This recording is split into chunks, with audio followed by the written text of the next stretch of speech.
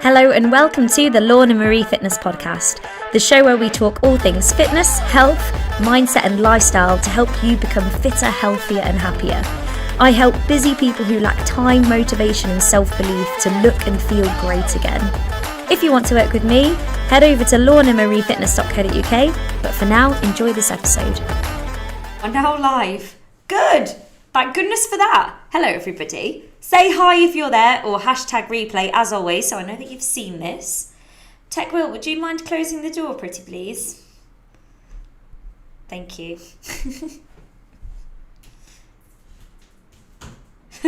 Yeah, I'm live and it's just not me on there. Right, I'm going to get the questions up. Just one moment. Oh yeah, Harvey wants to go out now. Go on then Harvey, off you go. Gosh, what a few days it's been. Let me put that light back on as well because I look like I'm in the darkness now. I don't know why that's gone off. Let me turn it on. There we are. We're back on. You can see me now. Have you had a good day? I hope you've had a nice Monday. Let me pop that there. There. Ta-da. Michelle, hello. Mel, hello. Oh, goodness me. You know you have one of those days where you're like, oh, what day is it? Yesterday we did the Fit Jam at Alton Towers and it was such a like major event and so much work went into the background of doing all of that.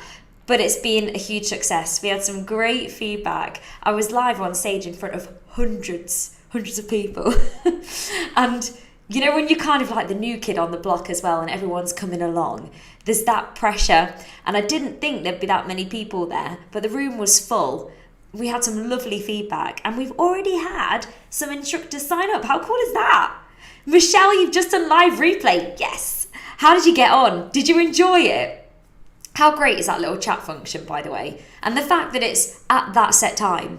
So it's live, like it's literally going live at that time. It's amazing. Just wait till you see the timetable next week because I've added a few more and I think you're going to like it. I think you're going to love it. Michelle's put fab. Yes. Oh, that's so good. I'm really, really pleased to hear that. Now, this week, things that you need to know about, gang, are on the 1st, we're starting the, are you ready? 29 and 29 challenge. Who's doing it? Pop in the comments if you're doing it, which one you're doing. This could be that motivational boost that you've been looking for. So if you feel like you've fallen off the wagon a little bit, or you could just do with like a little push, this is a really good one to do. Now there's 3 levels. You don't have to do 29. You know, you might have time constraints. You might be going away on holiday. You might not just be there with your classes at the moment. So that just seems a little bit far-fetched right now.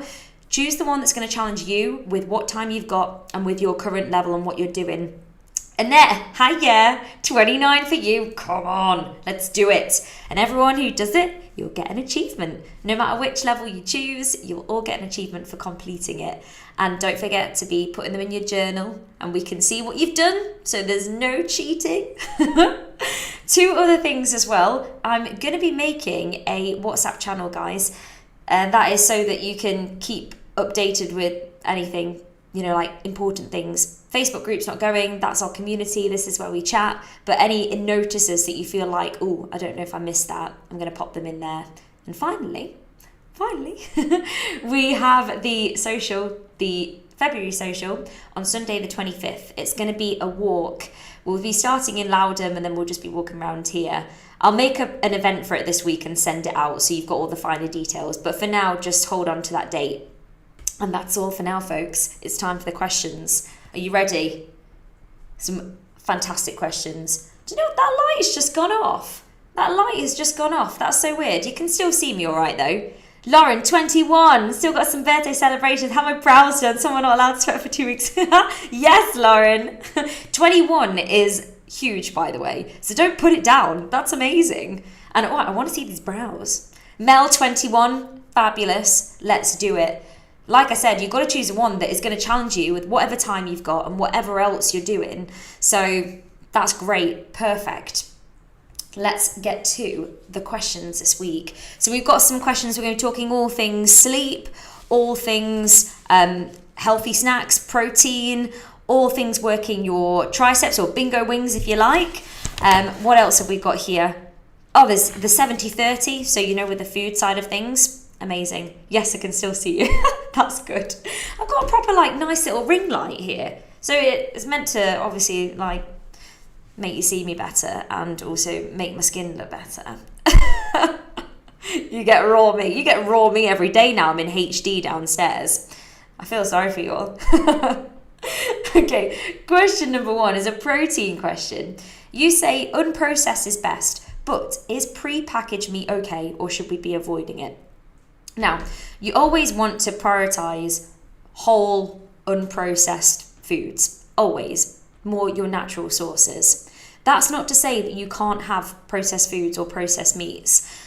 I mean, some of them have a better nutritional quality than others.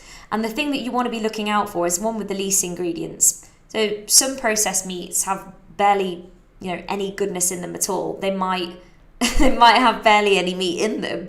They might be really high in sodium, high in additives, in preservatives to make them taste better or have a better texture.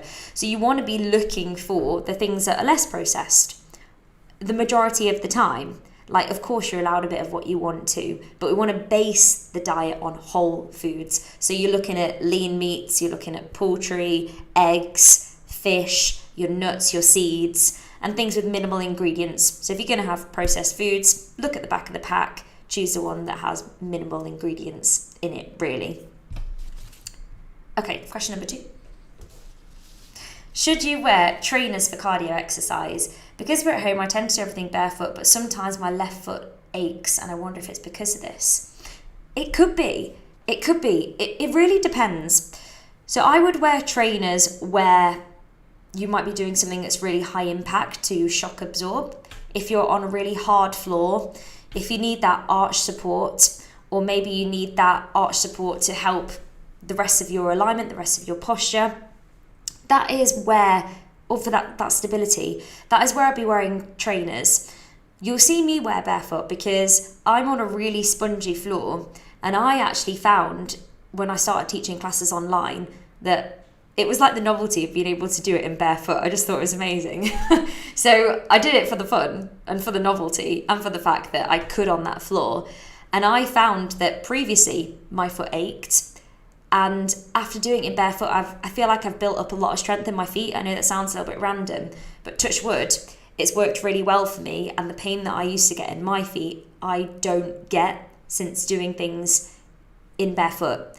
That's not to say if I go out on a run that I'm not going to put my trainers on. Of course I am. And I've actually got arch support for that. So if you find that your foot is aching, I would maybe go and see if you get your gait analysed, or maybe, try wearing trainers, something that is going to give you that support that you need. It's all trial and error, isn't it? Find the best thing for you. I definitely do that. And also be more mindful about how your foot is striking, where you're placing your foot when you're doing the exercises.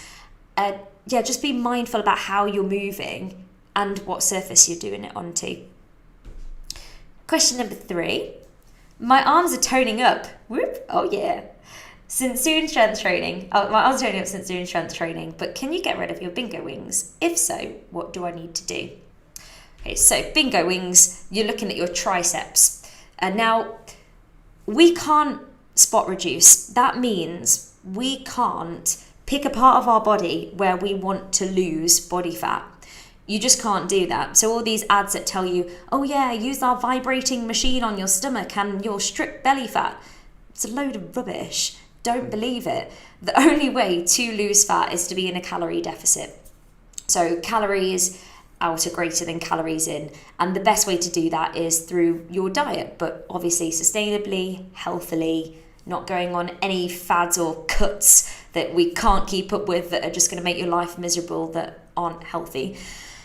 So what we do is we work the triceps. So you want to be doing things like stronger. You could do things like tricep dips. But in terms of our workouts, stronger. Even things like, yoga and Yogascape. When you're doing a downward facing dog and you're coming up into an up dog, use the back of the arms so much. You've got hit with weights, you've got sculpt, anything like that using your arms. To an extent, some of the cardio ones, like combat, but if you're looking to sculpt your arms, you're going to want to be using some sort of resistance there, whether that's with weights or with body weight. And with weights, it's going to be more effective. You'll get quicker results. generally. So I'd be focusing on doing at least a couple of strength classes a week where you're using the upper body. If you go into On Demand and type in upper body as well, there's some upper body strength workouts. Or even the workout we did today, the controlled interval ones, that's quite good. That's what you want to do. So you want to build the muscle, give it enough protein, hydrate, give it enough rest too so it can repair, and then put yourself in a calorie deficit, so a slight calorie deficit, and then you'll be losing body fat but also gaining like lean muscle, if that is your aim, if that's what you want to do. If you're happy with your weight as it is at the moment and you just really want to work on your arms, then get doing stronger, get doing those strength workouts. That is what I would suggest. Question 4. These are great questions, by the way. What is a somatic workout? Now, as I understand it, a somatic workout is all about bodily awareness, that mind-body connection. So when you're actually doing the workout, you're thinking about what you're doing, how your body's placed, you're thinking about your alignment. Now, I looked this up earlier, the word, and soma is Greek, and it means living in the body in its wholeness. Basically, it's about being more holistic. So when we're doing things like in Pilates, and I'm always saying, okay, I want you to slow down, focus on your breath, focus on where you're feeling it. That would be a really good example of doing a somatic workout. So it's just about that mind-body connection, which I think is actually really, really valuable. And even to take into other workouts, so you're holding yourself properly. So just before when we were talking about wearing trainers or barefoot, and I was saying, think about how you're placing your foot, how you're striking the ground. When you're doing a squat, think about how you're squatting. Where are you placing your hips? Think about your posture. How does it feel? Where are you feeling it right now? So just get in tune with what you're actually doing. You'll find that you'll end up having a much more effective workout as a consequence as well. So that is what I take anyway to be a somatic workout. Is it better to do strength then yoga and Pilates, or the other way round? This is going to depend on your goals and what you really want, and personal preference actually. Some people like doing yoga and Pilates to help them engage their muscles. So for example, doing a Pilates workout first, you're going to be engaging your core muscles to then go and do a strength workout so you're holding yourself properly. Some people prefer using the yoga and Pilates as almost a bit more of a cool down and just going into the strength workout with the full power and then cooling down with yoga and Pilates. Other people prefer doing it the other way around because actually they get a bit cold doing it that way. It really, really depends. Sometimes doing yoga and Pilates can help you feel more focused going into your strength workout, and sometimes it's vice versa as well. If you really focus in strength and then it helps you concentrate in your yoga and Pilates. Or if your focus is yoga and Pilates, do you want to do that one first so you've got more energy? And vice versa, if your focus is strength, do that one first so you've got more energy to go into it. It depends on how long it's going to be as well, like how long the workout's going to be. For cardio, the next question was also the same question with cardio versus strength. Again, it depends. What's your focus? What do you prefer? If you're really focusing on getting stronger and building that muscle tone and you want to go in and make sure you've got the best technique, I would probably do strength first and then do the yoga and Pilates afterwards. But if, not the yoga and Pilates, the cardio afterwards. But then if cardio is your absolute favourite thing, you really want to do that and, it's only going to be a short session and you're not going to massively pre-fatigue yourself before you start holding weights and then have a bad form, then that's fine as well. It all depends on the context, and it depends on what you like and what you want and what your priorities are. Okay, next question. Is this all helpful, by the way? Let me know in the comments if this is helpful. I hope it is. Now, the next question was about breath work. We will do a little bit about breath. Yes. Now, everybody. I got asked a question about breath work for yoga and for Pilates, and what's the difference and how do we use them? So I'm going to break it down for you here. Let's start with yoga. Now, yoga, the breath is called your pranayama, just literally meaning breath work. In yoga, you breathe in and out of your nose. And there's different reasons for this. It helps you control your breath. Also, it's seen in yoga as a bit of a purity thing. So kind of filtering out anything as you breathe in through your nose. Oh, thank you, Michelle. I'm glad it's useful. Thank you. Also helps with stress reduction and helps you relax. So when you're holding certain poses, breathing in and out of your nose, it's going to help you relax, help you slow down, help you control your breath. It tends to be, not always, but tends to be more of a belly breath. There are a few different types of breath in yoga. So you may have seen the alternate nostril breathing. You may have heard of Ujjayi breathing, which is what I use when we do yoga, which is where you breathe in through your nose and then you breathe out through your nose, but you create a bit of a restriction at the back of the throat.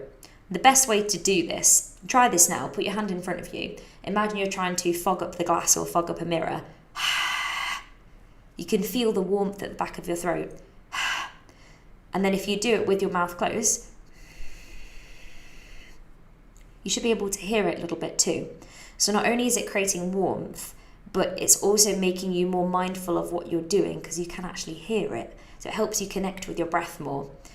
And it tends to be, like I said, breathing in and out the nose, but belly breath. So from your belly. You put your hand on your tummy, breathing in and out of your belly. With Pilates, on the other hand, you breathe in through your nose and you breathe out through your mouth through pursed lips. And it's that almost harsh out breath, like you're blowing out a birthday candle. This is all to help with core engagement, to help you get a more effective core workout. We breathe laterally using the diaphragm in Pilates. You breathe, it's like 3-dimensional. You breathe into the back and the sides and you lift up the diaphragm. As you breathe in, you're creating all this space, breathing up here. If you put your thumbs at the back of your ribs and the fingers to the front, breathing in, into your fingers, into your rib cage, the back and sides, and breathe out through your mouth, purse the lips and draw the navel in towards your spine. You're going to give the muscles the energy and the oxygen they need, and you're going to help engage the core. Every time there's an effort in Pilates, I always say breathe out because that helps you engage your core. For example, doing a sit-up, if you breathe out, it's actually going to contract your abs and help you sit up through the out breath. So that's the main difference really. There's some yoga practices use diaphragmatic breathing as well, but generally it tends to be more of a belly breath in and out the nose for yoga, and it tends to be more lateral breathing using your rib cage, using the core for Pilates, and it just comes with practice. So keep doing it and then all of a sudden you find yourself doing it. So I said you breathe out in Pilates when there's an effort. Generally in yoga, not always, but generally, you inhale with any lifting move and you exhale with any move that comes down. For example, extend a mountain, breathe in. It's all lifting, everything's breathing in. Exhale, relax, we go down. I hope that makes sense. Just keep practicing it and it will come. Now, the next question is quite similar. But it's about running. So do you know what the best breath is for running? I'm not sure. I always feel like I have a choice because I'm panting, but maybe I can't get my words out here, but maybe focusing on the breath may help. The best breath really is the breath that works for you. And I feel like as you progress with your running, this will be something that comes more natural. So when you first get started, you will feel like you're panting a lot and maybe sometimes you get a bit of a stitch. It just comes with practice. It will get easier. Some people like to do a rhythmic sort of breath. So they breathe in for a few steps, then breathe out for a few steps. Some people like to breathe in through their nose for that controlled breath. Fill up the diaphragm like we do in Pilates, and then breathe out and getting out like a deep out breath. So you can get rid of all that carbon dioxide, all that waste, and be ready for your next in-breath of that oxygen. So some people like to do that to help them relax and help them control their breathing. Sometimes when we feel like we're in a place of discomfort when we're running, or we're feeling stressed, or we feel like we've not got our breath right, that's when you can start really doing that chest breath and start to really get all the tension in your upper body. So just remind yourself, be mindful as you're running, somatic, be mindful as you're running to relax more, and don't overthink it too much. It will come, but there's a couple of things. So the rhythmic one, three things really. The rhythmic one, being mindful, telling yourself to relax, and breathing in through your nose, out through the mouth, if that helps you. Just trying to avoid any really tight chest breathing. Okay, next question. Should we eat protein in combo with carbohydrates? Yeah, absolutely. Definitely. It's all about a healthy balance, and carbohydrates are a very important part of a healthy, balanced diet. The reason you'd want to do this as well is for your muscles. So the protein is the amino acids, that is the building blocks of your muscles. So when you eat them, they give the muscles what they need to repair themselves. The carbohydrates also help because they're your body's preferred source of energy, again, to help replenish your stores, replenish your glycogen stores in this case. Carbs also stimulate the release of insulin, which is where your body is going to come and break down your food sources for energy. And with this as well, when it releases insulin, it means that the amino acids can get into your muscle cells easier. There's a little bit of that going on. But all in all, it's all part of a healthy, balanced diet. If you want to improve your strength, improve your muscle tone, and just improve your energy levels, we need to be having a bit of everything. So protein, carbohydrates, perfect. So you're thinking of dinner like fish with potato. You're thinking chicken, brown rice, or quinoa. Balanced meals. Spaghetti bolognese. There you go. There's a good balanced meal. Lentil soup with bread. You've got your protein and your carbohydrates there. I'm trying to think of any others. I wrote some down earlier. Greek yogurt with oats. There you go. You've got the protein in there also. The calcium. Protein in there and your carbohydrate source. So yes, it's important. Hi Lorna, is agave syrup, I don't know how to pronounce it by the way, agave, anyway, syrup, better for you than regular sugar? Not necessarily. So agave, however you say it, that syrup has a lower GI index, which means the sugar is absorbed into your bloodstream a little bit slower, so causing less of a sugar spike, if you like. But that's because it's got less glucose in it, but it's very high in fructose, which is a natural sugar in fruit. And it's a lot sweeter as well. But it is still a sweetener. It has still got calories in it, and it's probably something that you do want to limit. So is it better for you than normal sugar? Well, it's kind of a little bit, what's the word I'm looking for? Tit for tat here. It's something that, yes, you can have and should have, but a lot of people think that by having these things, they can really have more of it. Oh, it's meant to be better for me than sugar, so that means I'll just have like more, or just have double or whatever. But actually, no, it's still a sweetener. It still does have sugar in it. It's got naturally occurring sugars, yes, but it still does have sugar in it, and it is something that you'd want to not eliminate, but something that you want to limit in your diet, really. Are there any benefits to doing strength classes versus cardio, or vice versa, but more along the lines of, should I be doing X number of strength classes and X number of cardio per week, one be more than the other, or does it not really matter at this stage? It depends on what your goals are. So what are you trying to do? What are you trying to achieve? If it's just for general health, how many cardio versus how many strength? One, it's going to depend on how much time you have, and two, it depends on where you're at in your journey right now.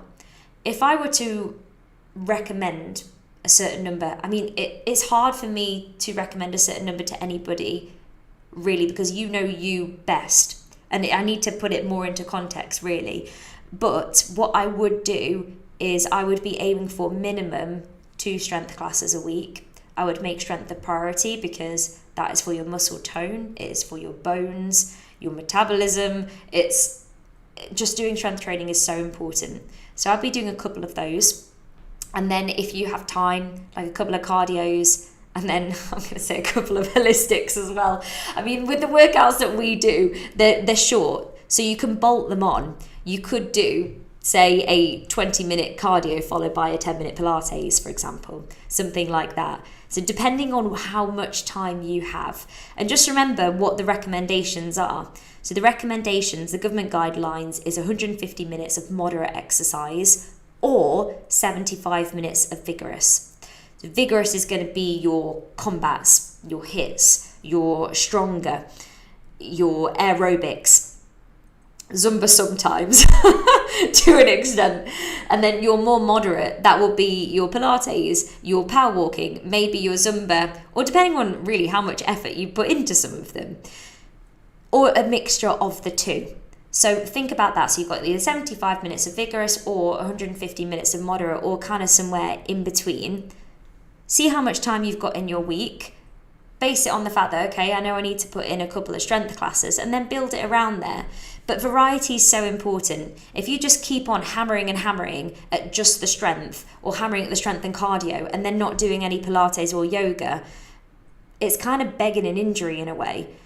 And also being extremely stiff and not really taking care of your body. But if you just do cardio and holistic and you never pick up some weights, then we're not doing ourselves justice for longevity or for our muscular strength or for our bones. Do you see what I'm getting at here? If you don't do any cardio ever, then your heart health is compromised, and your lung health. With what we do, there is an element of cardio within quite a lot of the strength classes, but I would still try and get a mixture. But ultimately, the best workout you can do is the one that you enjoy, because you'll keep coming back to it. I realise I've thrown a lot of information there. So what I would do is I'd get a piece of paper, have a look at your week, think about, okay, there's the recommended minutes. What do I currently do? And then break it down. What can I fit in where? Also, a brisk walk would be included in that moderate category as well. And vigorous cleaning and vigorous gardening. I saw that. That wouldn't be included in vigorous, by the way. Cleaning would be included in moderate. Apologies if this has been covered previously. Never apologise. But what are your thoughts on intermittent fasting? Okay, intermittent fasting is where you eat within a certain window and then not in another. For example, 16-8. So some people will eat within an 8-hour window and then not eat for the 16 hours. So they might delay breakfast until midday, for example, and then have their last meal at 8 or 11 till 7 or whatever. There's different ways of doing it. Some people do the 5-2. Some people that have, different intermittent fasting windows. But what it is a period of, fasting, isn't it? Now, there's mixed research on this. Some research says that it is great for cellular repair. Some research said that it's great for being able to manage your insulin. Some people find it helpful for getting them into a calorie deficit. For me personally, I wouldn't necessarily recommend it to anyone who's struggled with a relationship with food. I don't think that's helpful. I wouldn't recommend it to anybody who is very active, because I think it's important to fuel your body, and you don't want to be turning up to workouts feeling lightheaded. And I wouldn't be recommending it generally to anyone who is perimenopausal, menopausal, because I feel like that is a protein window that you're potentially missing out on, and it's really important to try and preserve as much muscle mass as you possibly can. And I also wouldn't recommend it to anyone with a past in eating disorders, or if you find that you get really irritable when you haven't eaten for a long time. Some people find it really useful, and I'm not going to say, never do it. But there's a lot of things to be mindful with it too. So you just have to find what works for you. Find an eating pattern that is best for you, for your energy levels, and what makes you feel good. So there's no harm with experimenting with certain things. And if you did want to experiment it might be worth tracking your sleep, tracking your digestion, tracking how you feel in yourself, and tracking your energy. That would be what I would recommend with anything, that if you're thinking of trying something, just track it. Try something for at least 30 days and see what you think and how it works. And also, I wouldn't go into it, right, I'm going to go straight into, from, I don't know, eating in a 12-hour window to eating in a 4-hour window or something like that. Obviously, just little changes at a time. It's not something that I personally do, but I do know people that do it, and they enjoy eating in that way. So it's just whatever you find works for you. Okay, sleep. Now, this is a big one. So I got 3 questions on sleep. So when we talk about sleep, should we be talking about these numbers they were shared in a WhatsApp group, or actual sleep? Like Wednesday, I was in bed from 10 till 7, so 9 hours, but because of restlessness during the night, I don't remember actually waking. It's registering as 7:50, as it can be quite a big difference. I also thought this would be interesting to look at. So I've been dog sitting for a few nights. She went home last night, so I wondered if I'd slept better without her as she tosses and turns. My heart rate is so much lower, and I have less toss and turns with her in the bed. When I compare a few nights, it's quite consistent. Yeah, it is really, really interesting, that is. Some people find that sleeping with pets in the room helps them sleep better and get them into a deeper sleep because it's that calming effect. And some people find that actually it makes it worse because the dog snores and keeps them up, and they toss and turn, and then they feel like they've had a really restless night's sleep, or maybe they get too hot. It just depends on you, and it depends on you as a person. And it's quite an interesting thing, again, to track. And I think that's the key, tracking. Now, I had another question on sleep as well. It's not in here. It was just general tips on sleep. So I'm just going to quickly go over the different types of sleep and how you can improve your sleep. Now, there's 4 main types of sleep. So when you go to bed, you've got that awake state where you're kind of like, you're drifting. Then you've got the light sleep. Then you have the deep sleep, or the slow wave sleep, and that's where your body repairs itself physically, so it repairs its muscles. Then you have the REM sleep, which is a rapid eye movement sleep, and that is where your brain is being repaired. It's that cognition. So there's the 4 main types. You want to be ideally spending around about 50% in that deep sleep zone if you can. Sleep quantity and quality, they kind of go hand in hand. Quality is more important than quantity though. So you do want to be getting into that deep sleep, that REM sleep, to help your muscles and your brain repair. But obviously, if you're going to bed, giving yourself 4 hours in bed, you're not going to get much of the deep sleep anyway. So that's why quantity is important too, making sure you get enough sleep. It is normal to have wake periods throughout the night. So if you track your sleep, you might notice that there's little spikes where you're awake and you don't really remember being awake, or you're tossing and turning. That's completely normal. That's okay. It's also normal if you need to go to the toilet in the middle of the night. That's okay. A lot of people worry about that kind of thing. As long as you get back to sleep pretty soon, it doesn't really matter. The thing with sleep, the number one thing that I would recommend to anyone is a consistent routine. Going to bed at the same time and getting up at the same time every day, even at the weekends, or minimalizing the time difference the best you possibly can, like by half an hour or something.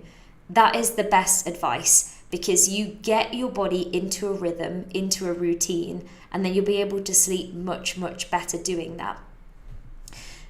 What a lot of people do is they really struggle to sleep enough during the week, and they think, oh, it's okay, what I'll do is I'll have a lie-in at the weekend, and essentially give themselves jet lag every single weekend. So the best thing you can do is just be consistent, go to bed, get up at the same time pretty much every day. Have a proper wind down routine, almost a routine where you are telling yourself that you are getting ready to go to bed. For example, that might be, I have a bath, then I have a cup of tea, then I read my book for 10 minutes, and then I go to bed. And as soon as you start to trigger that little routine, all of a sudden you end up subconsciously telling your body, telling your brain that I am getting ready to go to bed now. and you start to engage that parasympathetic system, which is telling you to relax subconsciously. You want your environment to be dark, you want your environment to be cool, you don't want to be eating a massive meal 2 to 3 hours before you go to bed. Of course, you don't want to go to bed starving either, but you don't want to be going to bed trying to digest your food when actually you need to be winding down and relaxing. Alcohol, of course, isn't going to help. Caffeine in the afternoon isn't going to help. I'm not here to tell you not to have those things. I'm just telling you to be mindful of them if you struggle with your sleep. Think about having them earlier on in the day or minimalising them. And the screen time. If you find you're a scroller, if you scroll in bed or you're scrolling before you go to bed, minimise that. Shut off. Turn off social media. You probably don't want to do all of those things in one go. Oh, another one is magnesium. That's meant to be really helpful with your sleep, with your deep sleep. There's no point in trying all these things in one go because then you won't know what's actually working. So the best thing you can do is try 2 things or 1 thing even. Track it for a few weeks and see what happens. And remember, you need to try things for at least 30 days really to know if they work or not. You can't do something for 1 week and be like, I'm still not sleeping. Of course, minimizing stress, that is another big one. And what I personally do for that is I used to have a pen and paper actually by my bed. I don't anymore. And I used to brain dump. So if anything came into my head, because this tends to be the time when I have a lot of ideas. I mean, I think I have ideas all the time anyway, actually. But you don't want them when you go into bed, do you really? What I actually do now is I send myself an email. I don't know if anyone else does this. Tell me if you do this, please. I send myself an email with the to-dos, and then I know that they're written, and it allows me to be like, okay, I've put that in a box. It's to one side. So if you're someone who has a lot on your mind, I would definitely brain dump before you go to bed because it's very useful. So they're my top sleep tips. Try maximum 2 of them at a time. Do it for a month. See how you get on. Track everything. Write down what your sleep was like. If you don't track it, you won't know really. So just make sure, get a pen and paper, get a notepad, write down each day. How did you sleep? How did you feel? What was your energy like? What did you do the night before? And then you can start to gather that evidence for yourself on what's actually working. Okay, so that kind of covers the sleep ones. I've got 2 more questions. And these are nutrition ones. So if you struggle with your nutrition, stay tuned, team. I can't seem to find the Q&A section, so I'm popping on here. Okay, don't worry. What I do with the Q&A is I pin it to the top of the Facebook group. It used to be called pinned post, but they've called it featured now. So if you go to the featured section at the top, that's where I always put anything that's important, like the monthly updates or the socials or this Q&A, anything that you need to know about, or like the challenges coming up, anything you need to know about, I put it there, just so you know. I'm still trying to wrap my head around the 70-30, and I'm not sure what is in the 70. I'm okay with the obvious stuff, but where does various carbs, bread, dairy, etc. sit, please? We're a family of make from scratch, so I'm generally not using a lot of processed foods anyway. Is there a list anywhere? Thanks so much. Hey, well, that's great. That's great that you're not having loads of processed foods already anyway. What it is it's more of a way of life, like a mindset thing. 70% of the time, having foods that are really going to nourish your body, give your body what it needs. 30% of the time, having a little bit of what you want, the less nutrient dense foods, the little treats, the whatever you like. And it's more of a lifestyle, and it's much more sustainable and healthy than cutting food groups out. We need a little bit of everything, and we also need a little bit of everything for the soul, for the mind, for the eye. Now, in the 70, dairy is absolutely included. Dairy is really important for your bones, and unless you are lactose intolerant or there's another reason you shouldn't be eating it, then you should be having it. Cheese, milk, yogurts, great. For carbohydrates, anything that is, non-processed, really, or minimally processed, if you like. You've got your rice or brown rice, whole wheat pastas, your whole grains, breads, but you don't have to cut anything out. For example, white bread isn't bad for you. If you want a white bread sandwich at lunchtime, you have a white bread sandwich at lunchtime. That's okay. That's allowed. Fruit and vegetables, yes. Lean proteins, yes. Poultry, eggs, nuts, seeds, all of the above. So the things in the 30%, we're going to be including your cakes, your sweets, your biscuits, your chocolate, the takeout, the Chinese takeout, the McDonald's, all of those kinds of things, or the really highly processed foods, like the cereals that are highly processed, the cereal bars that are really highly processed, or the yogurts that are very highly processed. That is going to be in all the 30% side. And if something's highly processed or not, because you'll look at the back of the packet. It's got loads of ingredients, loads of additives, loads of preservatives. Now, I'm not going to say that you can't have that and you shouldn't, because it's allowed, it's totally fine. But what you want to do is the majority of the time be thinking about your lean meats, be thinking about your healthy carbs, also your healthy fats, thinking about, getting the dairy in, the stuff that your body needs. What does your body need? Well, your body needs vitamins, minerals, it needs protein, it needs carbohydrate. What does your body not need? It probably doesn't need the cookie, but your mind or your soul might want a cookie that day. So that's okay. But what we're doing is focusing on, most of the time, we're having very, very nourishing foods, and a little bit of the time, we're having a little bit of what we want to. And make sure you enjoy that food. When you have the cookie, you think, well, I've given my body what it needs for the day. I've eaten really well, really nourishing foods. I'm going to have this cookie. I'm going to really enjoy it. I'm going to mindfully eat it. I'm going to taste it, the flavors, and just really slow down and chew it. Chew it more. Chew it more and enjoy it. So that is the 70-30. Does that make more sense, team? Let me know. And if you're watching this on the replay, let me know if you've got any questions about that too. The next two questions kind of come together. So ideas for natural protein snacks, low calories or ingredients. I don't want to do protein powder or bars. I like yogurts, things like prawns and eggs. Quark's quite good to make sauces. My target this week is to get protein over 100 every day. I tend to get 80 grams, but the push to 100 grams a day seems hard. And the next one is, I'm struggling with a good afternoon snack choice. I often feel really tired and end up reaching for something with a lot of sugar. So I feel like those two kind of come together. With the feeling tired one and reaching for something with a lot of sugar, I'll be thinking about the meals that you're having before as well, and the gap that you're putting in between your meals and your snacks, or your meals.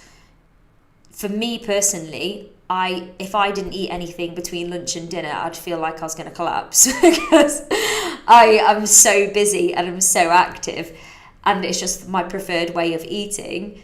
Other people might have a real big lunch, a big nourishing lunch, and that kind of ties them over. It's what works for you. But just make sure, first of all, that your lunches that you're having or your breakfast that you're having has got everything in it. It's high in protein, you've got your healthy fats, you've got your fibrous carbohydrates that can leave you feeling fuller for longer. Like we said, your whole grains, things like that. Is it balanced? Are you giving your body what it needs? Then if your energy levels are starting to dip, and it tends to happen at the same point every day, how can you tie yourself over? What kind of healthy snack can you give to yourself to stop you from reaching for something really sugary that is going to give you that spike, but then that crash afterwards too? So be thinking about this. Now, different ideas for high protein snacks. I have written a whole massive list here.